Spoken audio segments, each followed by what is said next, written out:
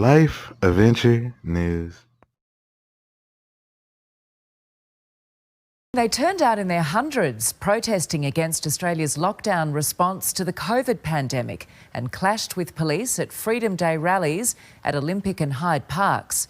Some demonstrators were injured as officers acted on public health orders to shut down the illegal gatherings. Locked up at an anti-lockdown protest.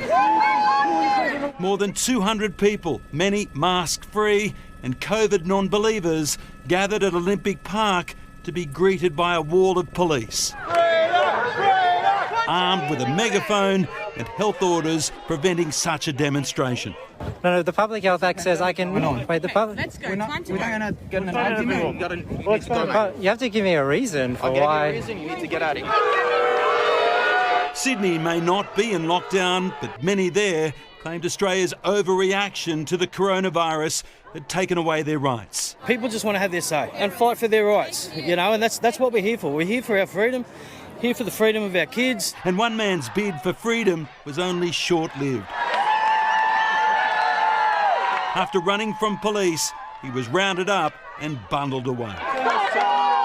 Police singled out more than a dozen protesters, and if anyone else got in the way, they were targeted too. Unbelievable. Officer, are you for real, mate? Are you for real, brother? Right around Australia, there'd been a call to arms to hold these Freedom Day rallies, but with such events already considered illegal, freedom was always going to be lost. So at every protest, there were arrests. In Hyde Park, 3 people were detained and one was in need of medical attention. While in Melbourne, a city strangled by a 60-day lockdown, there was a mass breakout. Violent clashes as people rebelled against restrictions. Police boarded up the city with roadblocks, but they couldn't stop more than 300 people invading the Shrine of Remembrance. In Victoria, visiting a pub or club is off limits, and a popular bowling club in Sydney has now found itself named and shamed. The extent of the breaches identified at the Bondi Bowling Club are the worst we've seen so far.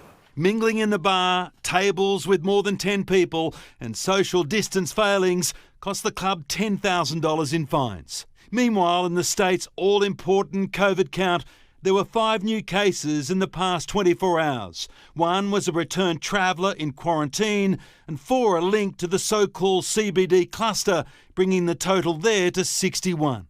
A 6th case reported overnight is an obvious concern. The health professional worked 2 shifts while potentially infectious.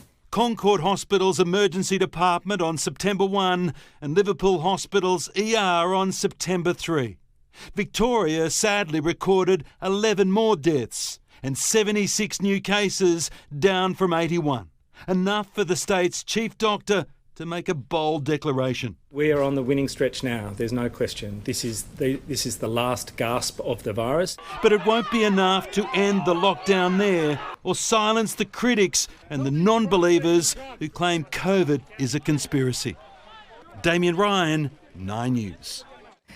Let's go now to Nine's Grace Fitzgibbon at Auburn Police Station, where many of the protesters have been taken. And Grace, has anyone been charged?